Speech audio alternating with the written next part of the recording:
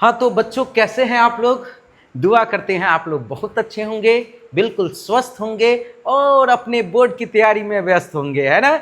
और आ जाइए, मैं आप लोग के बीच फिर से जैव प्रक्रम का एक बहुत ही महत्वपूर्ण टॉपिक, बहुत शानदार टॉपिक, जिससे आपके एग्जाम में क्वेश्चन बहुत ज्यादा भर भर के पूछा जाता है, जो है अमीबा। कौन बा हो? अमीबा है। कौन बा हो? अमीबा। हाँ, इससे क्वेश्चन बहुत पूछे जाते हैं। चलिए सबसे पहले इसकी संरचना से पर बात कर ले। तो ये देख रहे अमीबा की संरचना है, कोई नियत संरचना नहीं होती है, कहीं से पचकल होती है, कहीं से उठल होती है कि नहीं। कहीं से फूला हुआ रहता, कहीं से पचका हुआ रहता, कहीं से फूला हुआ रहता, कहीं से पचका हुआ रहता है। इसकी जो बाहरी संरचना देख रहे हैं ना, इसके अंदर द्रव भरा हुआ है। तो द्रव को घेरने के लिए, द्रव को अंदर एब्जॉर्ब करने के लिए, तो भाई बाहर से तो कुछ ना कुछ ऐसी संरचना रहेगी ना, जिस संरचना के वजह से अंदर की द्रव यानी लिक्विड जो है अंदर में जमा ही रहेगा। नहीं तो बाहरी संरचना नहीं रहेगी तो पसरिए जाएगा द्रव। इसके अंदर जो द्रव है, अमीबा के अंदर द्रव है, वो तो फैल जाएगा चारों तरफ। तो इसी के लिए इसके बाहर की एक संरचना होती है। इस संरचना को मेरे बच्चों कहते हैं कुटपाद। इस संरचना को, इस बाहरी संरचना को क्या कहा जाता है? बोलिएगा बोलिएगा, क्या कहा जाएगा? बाहरी संरचना को क्या कहते हैं? ये जो आप देख रहे हैं ये बाहरी संरचना, इस बाहरी संरचना को कहते हैं कुटपाद। बच्चों, इस बाहरी संरचना को क्या कहते हैं? कुटपाद। और इस कुटपाद के माध्यम से यह क्या करती है? तो भोजन को अंदर भी ग्रहण करती है, और इस अंदर में जो पाचन की क्रिया होती है, अब पचा हुआ जो वेस्टेज, अब पचने के बाद जो बच जाते हैं अनपचा भोजन, उस अनपचा भोजन को इसी कुटपाद के जो छिद्र है, किसी भी छिद्र से होके वो बाहर कर दिया जाता है। जैसे आम जीव जंतुओं में क्या होता है कि भोजन के ग्रहण करने के लिए भी उसके द्वार होते हैं, और भोजन, बेकार अपशिष्ट भोजन को बाहर करने के लिए भी द्वार होते हैं। जैसे कि हमने आपको बताया है इससे पहले पाचन तंत्र में कि भोजन को मुख के माध्यम से ग्रहण किया जाता है। तो जीवों में क्या है? मुख है ग्रहण करने के लिए, और अनपचे व्यर्थ पदार्थों को गुद्दा द्वार या मल द्वार के रास्ते से, एनस के रास्ते से बाहर मुक्त किया जाता है। तो यहाँ जीव जंतु में क्या है? भोजन के ग्रहण करने के लिए भी उसके द्वार है, अब अनपचा भोजन को बाहर करने के लिए भी द्वार है। लेकिन अमीबा में ऐसा कोई द्वार नहीं है। तो ये कुटपाद में जो छिद्र है, उसी छिद्र की मदद से भोजन को अंदर ग्रहण किया जाता है, और इसी छिद्र के मदद से बाहर किया जाता है। इसमें कोई पाचन के लिए भी कोई खास पाचन के अंग नहीं होते हैं। इसमें जब भोजन अंदर आता है तो उस भोजन के पाचन भोजन रसधानी की मदद से होती है, और पचा भोजन भोजन रसधानी का निर्माण करता है, और अनपचा भोजन को कुटपाद के छिद्रों से बाहर कर दिया जाता है। मोटा मोटी यही नॉलेज है। यानी कि यह अमीबा जो है एक कोशिकीय सूक्ष्म जीव है।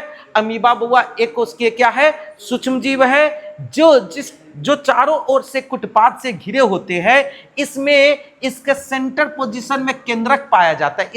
इसमें एक केंद्रक पाया जाता है जो इसकी संरचना को बढ़ाने में मदद करती है, जो इसकी संरचना को बढ़ाने में या इसके विभाजन में भी वो मदद करती है। पूछ देगा अमीबा क्या है? अमीबा क्या है? तो क्या बोलेंगे? अमीबा एक कोशिकीय सूक्ष्म जीव है। अमीबा एक कोशिकीय सूक्ष्म जीव है जो चारों ओर से कुटपादों से घिरा होता है। जो चारों ओर से किससे घिरा होगा? कुटपाद से घिरा होता है, और जिसमें केंद्रक पाए जाते हैं, जिसमें केंद्रक पाए जाते हैं। और ये जब भोजन ग्रहण करता है, भोजन के पचने से पचा हुआ भोजन भोजन रसधानी का निर्माण करता है। पचा हुआ भोजन भोजन रसधानी का निर्माण करता है। अब देखिए ना, क्वेश्चन एक पूछ दिया कि अमीबा की गति यानी कि वृद्धि किस भाग से होती है? तो अमीबा की गति कुटपाद से होती है, कुटपाद के द्वारा होता है। क्या कोई दिक्कत है? 100% क्लियर है। अब आ जाइए, मैं इसको और आगे की ओर आपको लेकर आऊं। इसमें कह रहा अमीबा में पाचन कैसे होता है? तो जरा गौर से सुनिए। मैंने आपको बोला है कि अमीबा के शरीर में पोषण के लिए कोई विशेष संरचना नहीं पाई जाती। पोषण की क्रिया के लिए कोई खास संरचना नहीं पाई जाती है। अमीबा में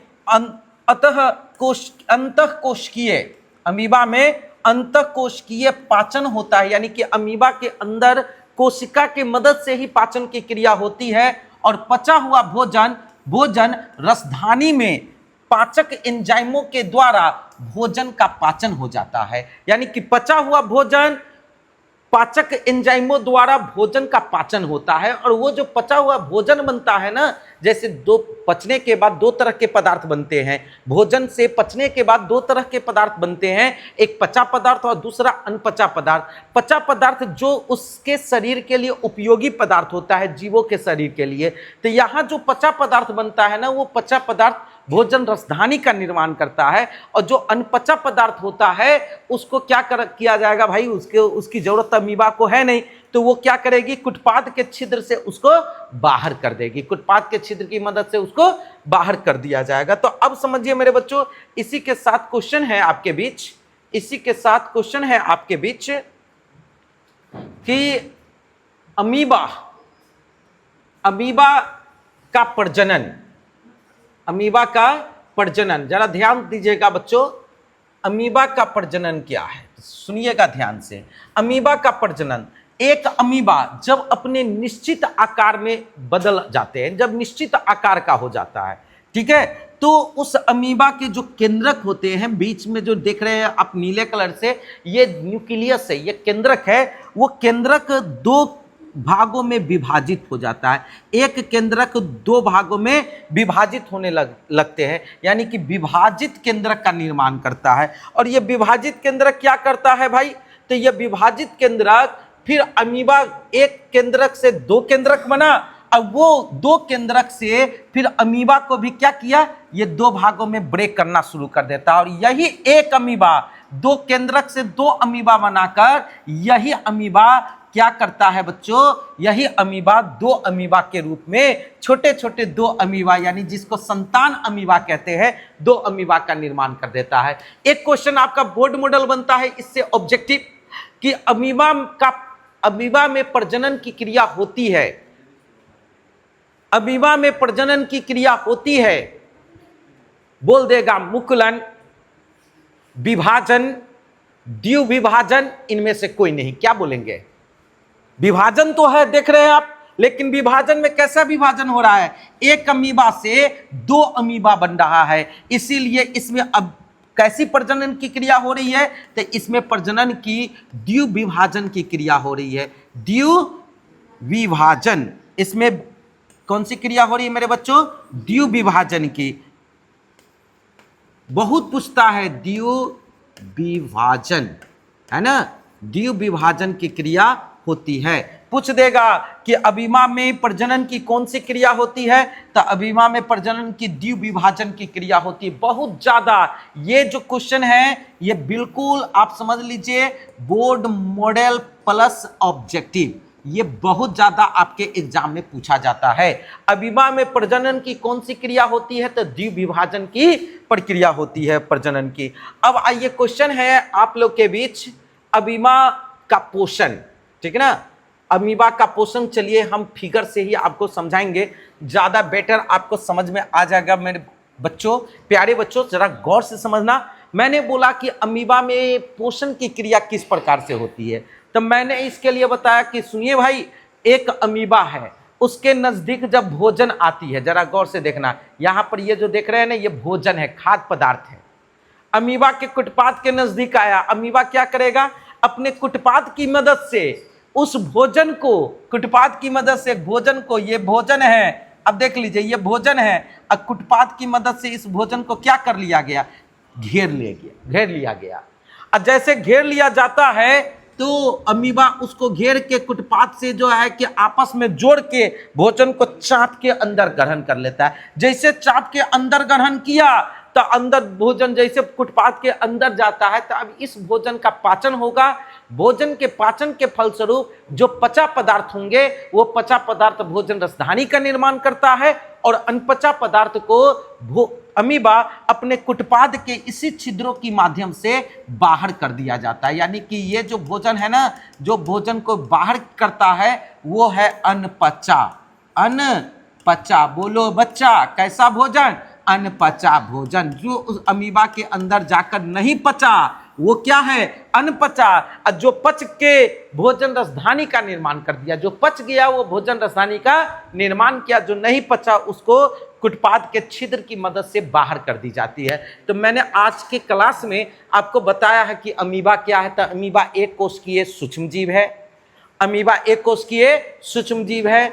अमीबा का भोजन क्या है? तो भाई एक कोशिकीय सूक्ष्म जीव है, तो वो हाथी घोड़ा तो भोजन ग्रहण करेगा नहीं, चिकन मटन तो खाएगा नहीं। एक कोशिकीय जीव है तो भोजन के रूप में एक कोशिका को ही ग्रहण करेगा। यानी कि अमीबा का भोजन शैवाल के छोटे छोटे टुकड़े, ये शैवाल भी एक कोशिकीय जीव है, शैवाल के छोटे छोटे टुकड़े, बैक्टीरिया, डाइटम तथा अन्य एक कोशिकीय जीवों को यह भोजन के रूप में ग्रहण करता है। अमीबा में गति किसकी मदद से होती है? तो अमीबा में गति कुटपाद की सहायता से होती है। अमीबा में भोजन का अंतग्रहण किसकी मदद से होता है? तो अमीबा में भोजन का अंतग्रहण किसकी मदद से होता है? कुटपाद की मदद से होता है। अमीबा अनपचे भोजन को बाहर किसकी मदद से करता है? तो कुटपाद के छिद्र की मदद से करता है। अमीबा में प्रजनन की कौन सी क्रिया होती है? तो द्विव विभाजन की क्रिया होती है या द्विव विखंडन की क्रिया होती है? द्विव विभाजन की क्रिया होती है या द्विव विखंडन की क्रिया होती है? पूछ देगा कि अमीबा में द्विव विभाजन की क्रिया किसकी मदद से होती है? तो किसकी मदद से? केंद्रक की मदद से होती है। किसकी मदद से? केंद्रक की मदद से। दिमाग में रहेगा ना, किसकी मदद से होती है? केंद्रक की मदद से। अब पूछ रहा है कि अमीबा का पोषण क्या है? गौर से सुनना मेरे दोस्तों, अमीबा का पोषण क्या है? तो अमीबा का पोषण शैवाल के छोटे छोटे टुकड़े, बैक्टीरिया, डाइटम तथा अन्य एक कोशिकीय जीव है। जब ये भोजन अमीबा के कुटपाद के नजदीक होता है, जब ये भोजन अमीबा के कुटपाद के नजदीक होता है, तो अमीबा अपने कुटपाद की सहायता से उसे चारों ओर से घेर कर अंदर ग्रहण कर लेती है। चारों ओर से घेर कर उसको अंदर ग्रहण कर लेती है। अंदर ग्रहण किए गए भोजन का पाचन होता है।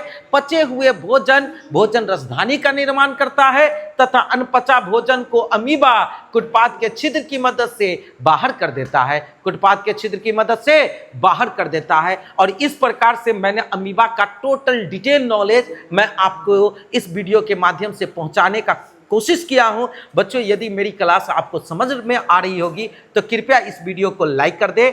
इसमें आपको कोई अगर प्रॉब्लम है या आपको कैसा वीडियो देखने के बाद लग रहा है, जरूर कमेंट के माध्यम से मुझे बताएं, ताकि मैं इसको और भी बेटर करने की कोशिश कर पाऊं। और तो और मैं आपको ये भी बता रहा हूं कि दोस्तों, यदि अभी तक आपने अपने इस निराला ऑनलाइन क्लासेस को सब्सक्राइब नहीं किया है तो आप जरूर सब्सक्राइब कर दें और उन दोस्तों को भेजना न भूलें जो दोस्त आपके इस सुविधा की जरूरत उनको बहुत ज़्यादा है। इसीलिए आप जरूर इनका शेयर कर दे, वीडियो को शेयर करना ना भूले। फिर मिलते हैं अगले वीडियो में। आज के लिए इतना ही। Okay, good bye.